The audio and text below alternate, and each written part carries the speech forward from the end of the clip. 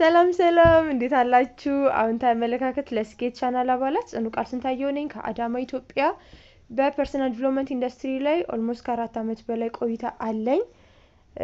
ሶ እንግዲህ ዛሬ ከኔ ጋር ከትናንትና ያቆምነውን ርዕስ እንቀጥላለን። በትናንትናው ዕለት ስለ ድሪም እና ስለ ሪዝን ዲቴይል አውርተናል። ከዛ ደግሞ አራተኛ ፓርት ላይ ደግሞ ያለውን እንቀጥላለን ማለት ነው። ምን እያወራን ነበረ? ለምንድነው ስለ ህልምና ስለ ምክንያት ማወቅ ያስፈልገው ሀይ እያልን ነበረ። አራተኛ ላይ የምናገኘው ኢምፓወር እንድንደረግ ነው።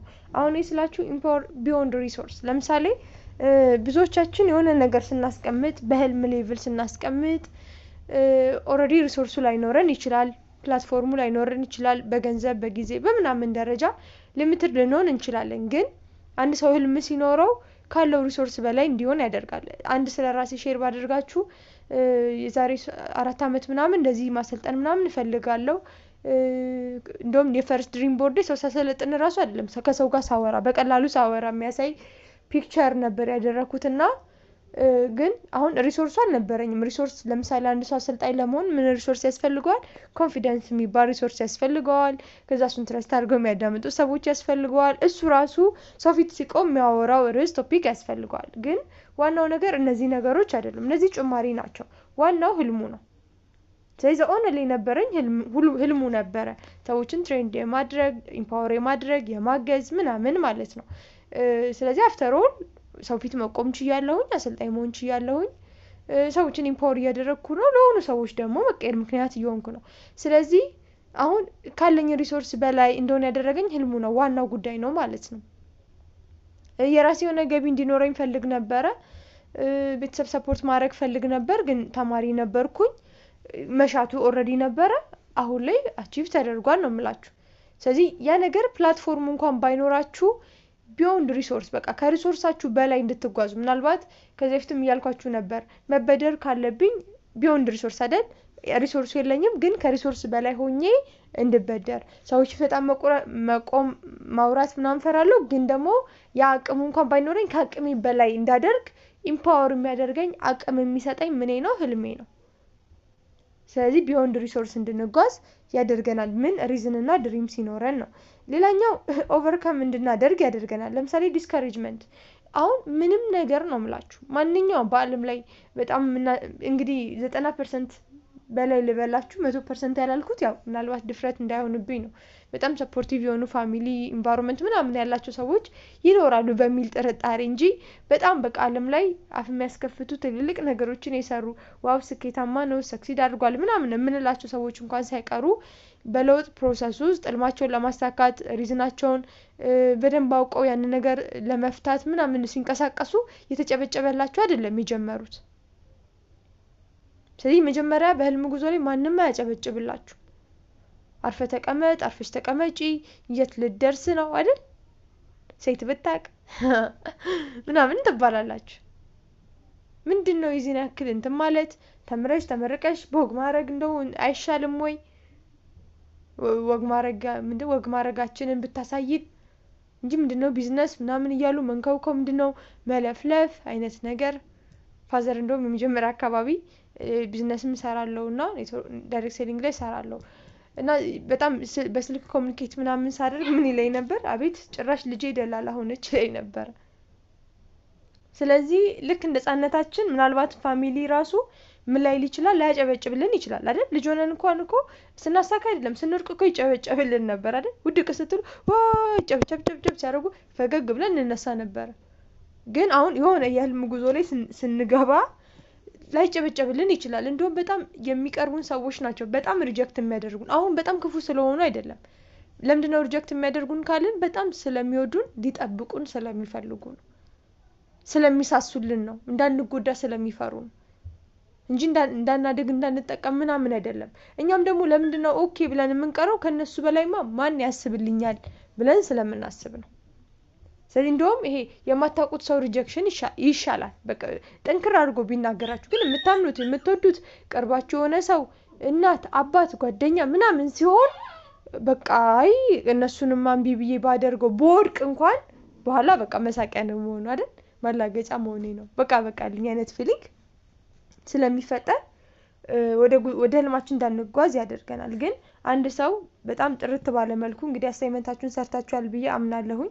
ህልሙን ሲያስቀምጥ ሪዝኖቹን ሲያቅ ከዲስከሬጅመንት በላይ ይሆናል። በቃ ሰዎች ዲስከሬጅ ቢያደርጉት ከዛ በላይ ዲሞቲቬት ቢያደርጉት ከዛ በላይ በቃ ይሄ አልቀበል ብሉት ክሪቲሳይዝ ቢያደርጉት ምናምን ከነዛ ነገሮች ሁሉ በላይ እንዲሆን ያደርጋል ነው። ሌላኛው እንግዲህ ህልምንና ሪዝንን ማወቅ ክሬት ኢኒሻሊ ሞቲቬትድ ብራንድ ቢልደሮችን እንድናፈራ ያደርገናል። አሁን ኤኒ ሴክተር ላይ ነው የምላችሁ በቃ በምትሆኑበት ኤሪያ ላይ ኢኒሻሊ ሞቲቬትድ የሆኑ ሰዎችን ትፈጥራላችሁ ከእናንተ ራሱ አልፋችሁ ማለት ነው።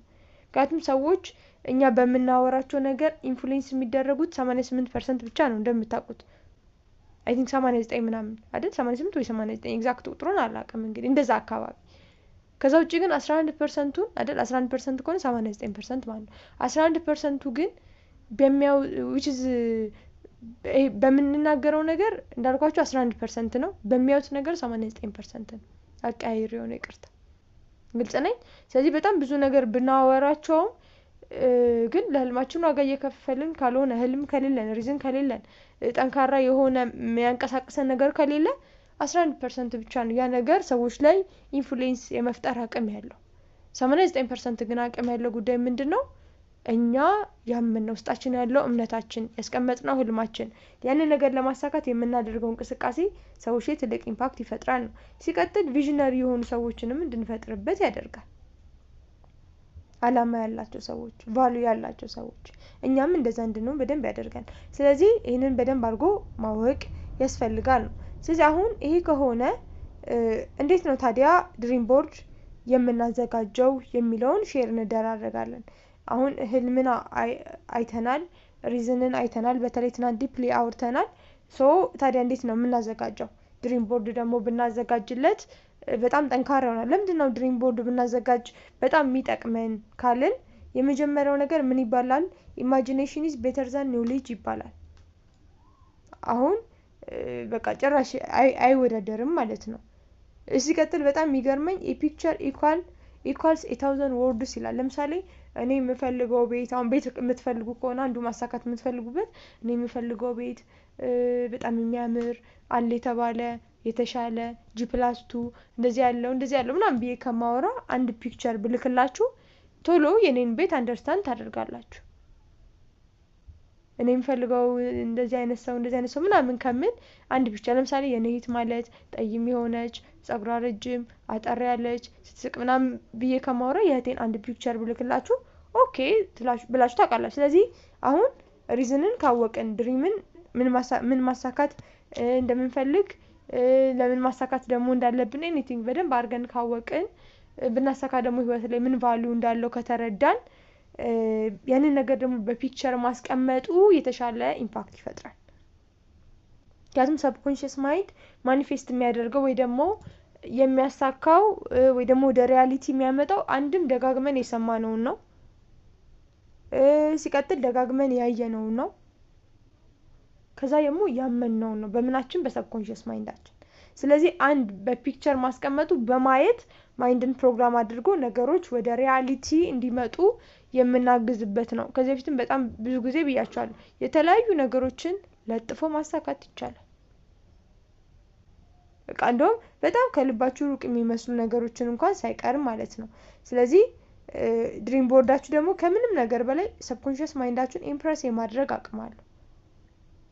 ስለዚህ በዚህ መልኩ ድሪም ቦርድ ማዘጋጀት ይጠቅማል። አሁን እንዴት ፕሪፔር እናድርግ፣ እንዴት እናዘጋጅ ነው። የመጀመሪያው ስቴፕ ዲሳይድ አድርጉ።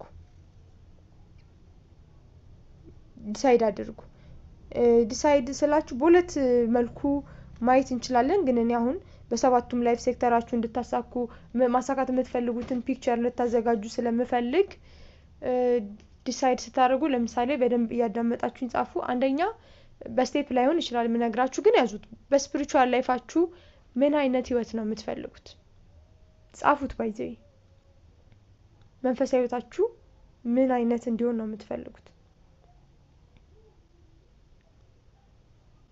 ከዛ ሁለተኛ ላይ ማህበራዊ ህይወታችሁ ምን እንዲመስል ትፈልጋላችሁ? መጀመሪያ በጽሁፍ ጻፉት። ከዛ በኋላ ፋሚሊ ህይወታችሁ፣ ፋሚሊ ሲባል እንግዲህ 2 እና ከዛ በላይ የሆኑ ሰዎች ያሉበት አይደል እናንተ የምትመሰርቱት ፋሚሊ ወይ ደግሞ ከወላጆቻችሁ ጋር የሞሮፍ እናንተ የምትመሰርቱት ይባላል። ስለዚህ በዛ ያዙትና ምን እንዲሆን ነው የምትፈልጉት? ምን እንዲመስል ነው የምትፈልጉት? ምን ነገሮችን እንዲይዝ ነው የምትፈልጉት?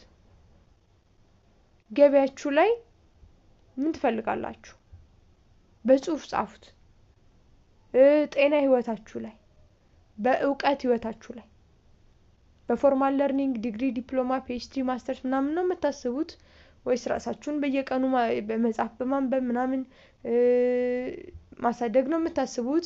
ብቻ በምን አይነት አዳዲስ አጫጭር ኮርሶችን መማር ነው የምታስቡት? የሆነ ዘርፍ ላይ መስራት ይሄ የምትሰሩበት ነገር ላይ እዛ ላይ ማስተር ማድረግ ነው የምታስቡት? ብቻ ምን እንደምትፈልጉ በእውቀት ህይወታችሁ ጻፉ። ዲሳይድ አድርጉ፣ ወስኑ። የመጨረሻው በቪዥን ወይ ደግሞ አገልግሎት። አሁን ባይከፈላችሁም በህይወት የምትሰጡት ነገር ደስ ብሏችሁ ምናልባት የሆኑ ሰዎች ሲያደርጉት በጣም ጭንቅ ጥብብ የሚላቸው ባያደርጉት የሚመርጡት ለእናንተ ግን ደስታችሁ ይሆናል። ምናልባት የመጣሁበት አላማ ነው ፐርፐዝ ነው ብላችሁ የምታስቡት ስትሰጡት ደስ የሚላችሁ ምን አገልግሎት አለ? ዲሳይድ አድርጉ አስባችሁ። ከዛ ሁለተኛ ቅድምም ብያችኋለሁ እንግዲህ በጣም በቃላት ነው አይደለም የምጽፉት እንደዚህ ሆነ እንደዚህ ሆነ እንደዚህ ሆነ እያልን ዝርዝር አድርገን እንጽፋለን። ግን ደግሞ ከ1000 ቃል አንድ ፒክቸር ይበልጣል። አንድ በስዕል የተገለጸ ነገር ይበልጣል። ስለዚህ በስፒሪቹዋል ላይፍ እንፈልጋለሁ ያልነውን ነገር በአንድ ስዕል አስቀምጡት። በአንድ ስዕል ጎግል አድርጋችሁ ማለት ጎግል ውስጥ ገብታችሁ በደንብ በቃ እስክታገኙ ባይዘይ እንዳታጠጋጉ ስል ለምሳሌ እኔ የምፈልገው ቢጫ መኪና ከሆነ እንግዲህ አልፈልግም ይቅርታ ምሳሌ ነው። ከዛ ስፈልግ አጣሁኝ በቃ ቀይ ይሁን ብዬ ቀይ ማድረግ የለብኝም። የምፈልገውን እስካገኝ ድረስ በደንብ ጎግል ማድረግ አለ በቃ። አሁን ደግሞ በጣም ቅርብ ነን አይደል? እነዚህ አይነት ነገሮች ሰርች አድርጉ የምትፈልጉት። ይሄ በጣም ወሳኝ ነው። እንዳልኳችሁ ነው በተለያዩ በገቢ ህይወታችሁ በጤና ቅድም ከላይ ዘረዘርኳቸውን የጻፋችኋቸውን ነገሮች በስዕል ደግሞ አውርዷቸው። ከሶስተኛ ስቴፕ ምን አድርጉት? ፕሪንት አድርጉት። ከዛ ቆራርጣችሁ ቦርድ ላይ ለጥፏቸው። የምፈልገው ቤት፣ የምፈልገው መኪና፣ የምፈልገው ማህበራዊ ህይወት፣ የምፈልገው ጤና፣ የምፈልገው እውቀት፣ ላገለግልበት የምፈልገው ኤሪያ የሚለውን ለጣጥፉት። ከዛ በኋላ ከለጠፋችሁ በኋላ ስዕሉ ስር የለጠፋችሁት ፒክቸር ስር አፈርሜሽን ጻፉበት። አፈርሜሽን ማለት እንደሆነ አድርጋችሁ ጻፉት፣ አፊርም አድርጉበት። አፈርሜሽን ወይ ደግሞ ግራቲቲዩድ መጻፍ እንደሆነ እንደተቀበላችሁት። ለምሳሌ ማህበራዊ ህይወቴን ከለጠፍኩኝ በኋላ እጅግ በሰላምና በፍቅር የተሞላ ማህበራዊ ህይወት አለኝ፣ አመሰግናለሁ። በገቢ ህይወቴ ነፃነት አለኝ፣ አመሰግናለሁ። ሙሉ ጤናማ ነኝ ሊሆን ይችላል። የተመጣጠነ ምግብ በየቀኑ ለጤና ህይወቴ ስለማደርግ የአካል ብቃት እንቅስቃሴ ከሆነ ብቻ አላውቅም። የጻፋችሁትን ብቻ ኦልሬዲ አለ፣ አመሰግናለሁ በመቀበል ስሜት። ይሄ ደግሞ ሲላችሁ ማይንዳችሁ ትንሽ አይ ምናምን የሚል አይነት ከሆነ ደስ ሲል እያላችሁ ጻፉ። ሰላም ያለው ማህበራዊ ህይወት ደስ ሲል፣ ፍቅር ያለው ቤተሰብ ደስ ሲል፣ ከፈጣሪ ጋር ኮኔክትድ መሆን ደስ ሲል፣ ብቻ የምትፈልጉት ለጻፋችሁት ፒክቸር የሚገልጽ በቃ እኔም ባነበው ሰንበዴም ቢያነበው አሃ ይሄ ሊል ፈልጎ ነው ብሎ የሚያግባባን ነገር አፊርም ማድረግ፣ በዛ መልኩ ምስጋና መጻፍ። አሁን አፈርሜሽን መጻፍ በራሱ እንድንወስን ያደርጋል። በቃ ይሄ ጉዳይ ይሄንን ነው የሚገልጸው የሚለውን ነገር እንድንገልጽ ያደርጋል። ምክንያቱም ሁሌ የምንለውን ነገር ነው ምን ሆኖ አይደል? ሰይፉን ፍሬ ይበላል ይባላል። ስለዚህ አሁን እንደሆነላችሁ አድርጋችሁ መጻፍ። ከዛ አምስተኛ መስቀል ነው። የሚታይ ቦታ ቦርዳችሁ መስቀል የሚታይ ቦታ ለምሳሌ ፕሪንት አድርጋችሁ ካወጣችሁት የተለያየ ቦታ መለጠፍ፣ እናንተ ክፍል ክላሳችሁ መለጠፍ፣ ሳሎን ካለ፣ መኝታ ክፍል ካለ፣ ኪችን ካለ ኤኒዌር በቃ ደጋግማችሁ እናንተ የምትመላለሱበት ቦታ መለጠፍ። አንድ ክፍል ቤት ከሆነ በአራቱም ግድግዳ ከቻላችሁ ጣራውም ላይ መለጠፍ። ስለዚህ ደጋግማችሁ የምታዩበት ቦታ መለጠፍ አምስተኛ ስቴፕ ነው። ስድስተኛ ስቴፕ በቀን አትሊስት አንድ ጊዜ ማየት። ለምሳሌ ስልካችሁ ላይ ራሱ ማድረግ ሊሆን ይችላል እኮ የቴሌግራማችሁ ባክግራውንድ ከጀርባው ማድረግ ሊሆን ይችላል።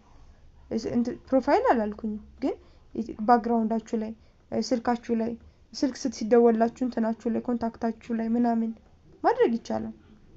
ተደጋግማችሁ ብቻ አትሊስት ግን በቀን አንድ ጊዜ ማየት ያስፈልጋል። ሌላኛው እንደ ቲፕ ሼር ማድረጋችሁ don't be afraid to change your dream board። በቃ ለምሳሌ የሆነ ድሪም ቦርድ ካስቀመጣችሁ በኋላ እያያችሁት የሆነ ያልተመቻችሁ ቅር ያላችሁ ነገር ካለ እሱን አንስታችሁ ሌላ በምትፈልጉት ነገር መተካት።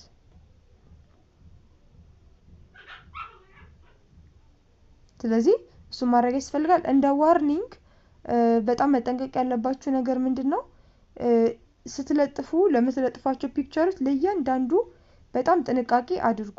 ለእያንዳንዷቸው እሺ በጣም በቃ ተጠንቀቃችሁ ለጥፉ። ለምሳሌ መኪና ብለጥፍ በቃ መኪናዬ ዙሪያ ምንድነው ያለው? የሆነ ታይም ላይ አንድ ሴት መኪና ለጠፈችና ነፂ ነው ሲያወራ የሰማሁት። ከዛ መኪና ለጥፋ ታይዋለች ደጋግማ ምናምን ከሆነ አመት በኋላ አሳካች መኪና ኖራት ገዛች።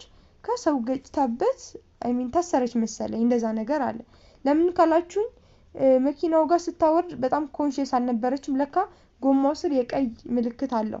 እሷ በደንብ አላየችውም ግን ሰብ ኮንሺየስ ያውቀዋል ነው። ስለዚህ አሳካች፣ መኪናውንም አሳካች።